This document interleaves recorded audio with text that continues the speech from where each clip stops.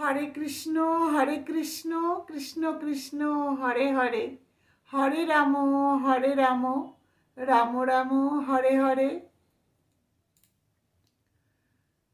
যে প্রেমে হারিয়েছে মন, সে প্রেম আছে বৃন্দাবন।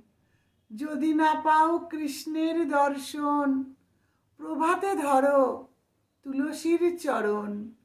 মা তুলসী করিলে কৃপা, শ্রীকৃষ্ণের মিলবে দেখা।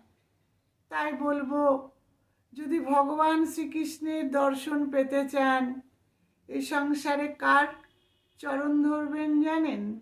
মা তুলসীর চরণ। কারণ মা তুলসী হলেন ভগবান শ্রীকৃষ্ণের প্রেয়সী। আর তুলসী দেবী কি করেন? কৃষ্ণ ভক্তি প্রদান করেন।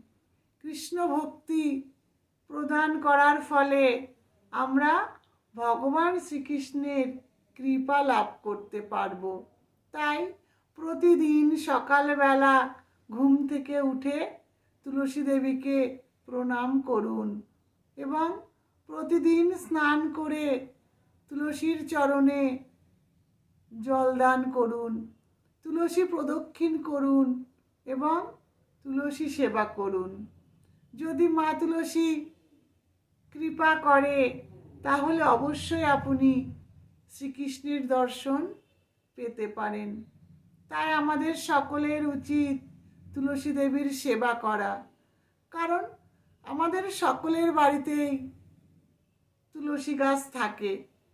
হয়তোবা অনেকে জানেন, হয়তোবা অনেকে জানেন না।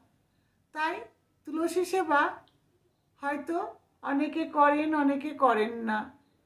কিন্তু আমাদের সকলের কি উচিত জানেন? প্রতিদিন তুলসী সেবা করা।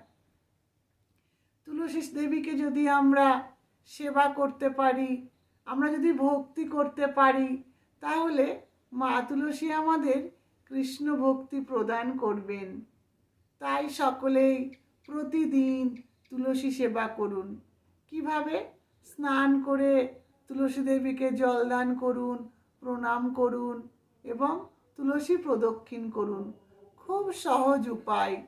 যদি আমরা মন থেকে এটা করতে পারি, অতি সহজেই ভগবান শ্রীকৃষ্ণের কৃপা লাভ করতে পারব। হরে কৃষ্ণ।